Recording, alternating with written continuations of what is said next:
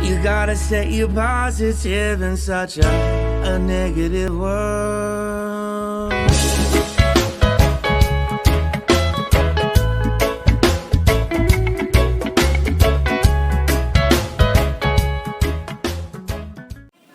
What's up again mga kalikot?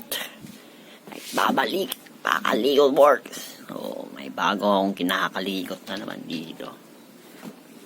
So, gagawa ako ng DIY Bluetooth speaker gamit itong nabili ko sa Shopee. It's DIY High Pass Boost Amplifier. So, meron na siyang Bluetooth, FM, kompleto mga boss. Pwede lagyan ng mic. So, pwede siya sa 12 volts, pwede siya sa 20 volts. Yun. Ito yung mga kasama niya. Ito para po doon sa 12 volts na supply. Dito po yan. So, pag 220 gagamitin mo, ito. Samang cord. So, ito, may kasama pang remote.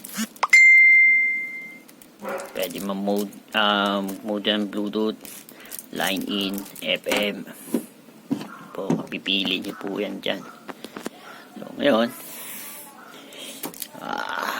pwede niyo po itong gamitin sa mga sira yung speaker o di kaya component. Hindi naman sirang speaker. Mga sira yung karaoke, yung mga speaker, mga maliliit. Hindi naman ganun kaliit. Pwede yung mga sa component. Pwede po yan tulad nito. Sampulan natin para makita nyo. So, ito. JBC na component. So, may problema na to siya. So, ito. Yung speaker. Gamit yung yung power amplifier na bili natin sa Shopee. Papatunog po natin yan.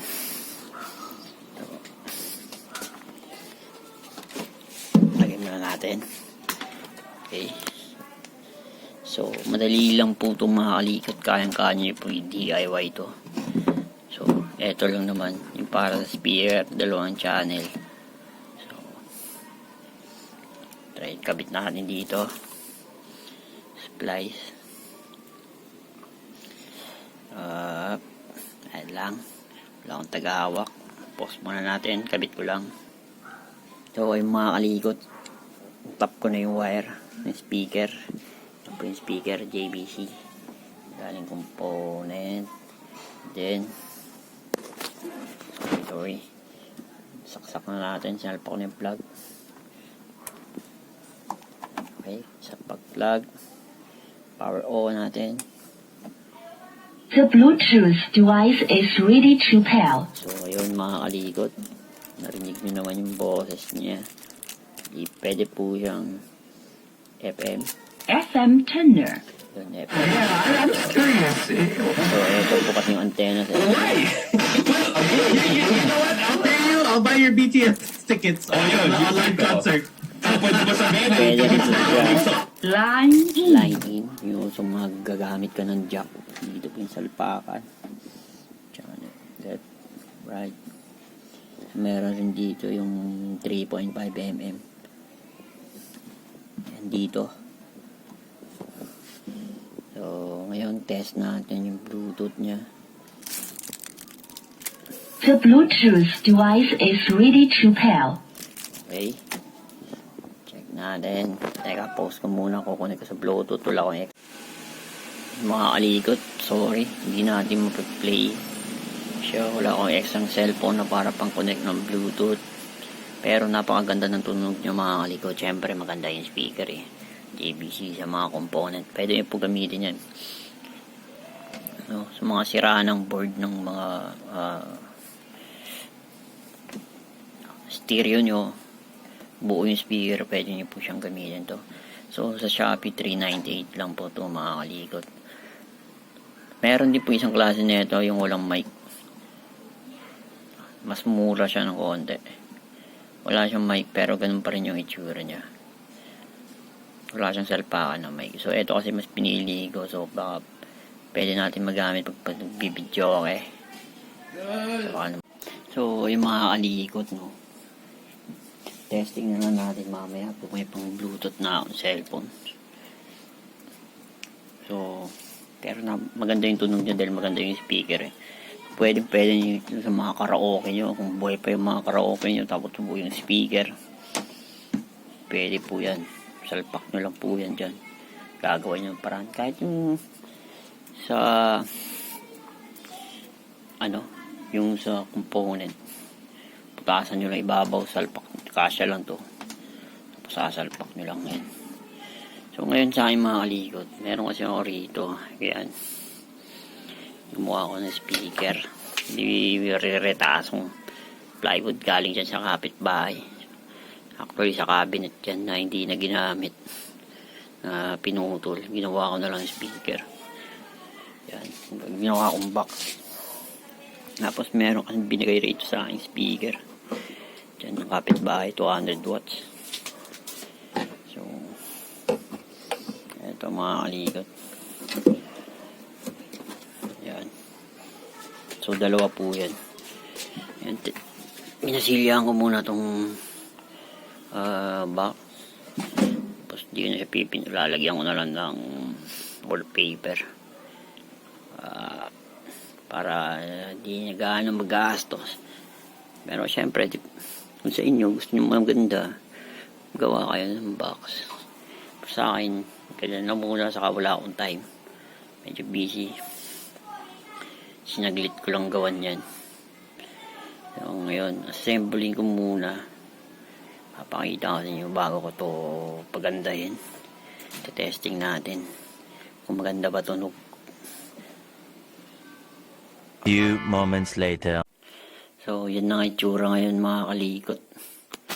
Ang aking speaker. Ayan. Sa gilid ko nilagay. So, tapos, ayun, may scrap. Medyo pangit. Pagkakabahal.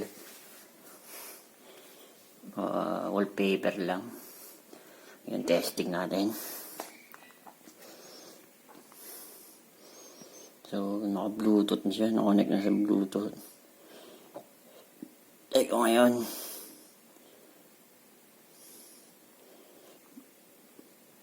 Tutugtugin natin.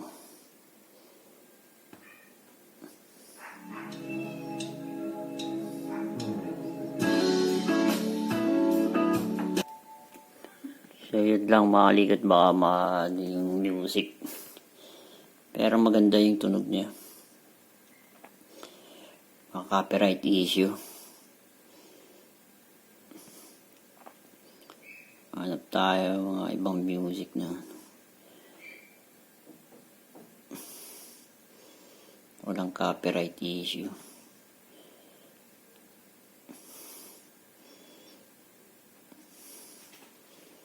Baka ma-copyright issue ako mga kaligat. Post na natin hanap ako music na walang copyright issue. So ito na yung mga kaligat. Palak, ganda.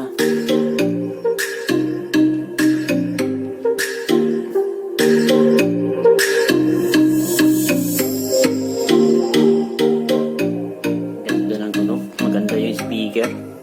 Bigay lang sa akin yung speaker. Retaso. Tapos tira-tira ding wallpaper na hindi sa bahay. So ayos. Maganda rin yung bass. So, tama nga rito yung i5 bass amplifier. So, sa halagang $398. So, mga nag-asos ko rito is 500. Dahil dun sa masilya.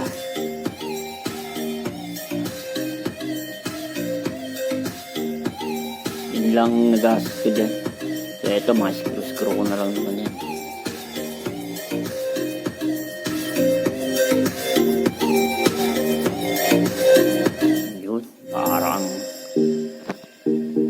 Ayos. And, mga kalikot, subscribe kayo sa aking YouTube channel para sa mga bagong video. Para update kayo sa mga bago kong nilalabas sa video. So, like nyo rin po ang aking Facebook page, Pakalikot Works. refrigeration air conditioning services. Yun lang, maraming salamat.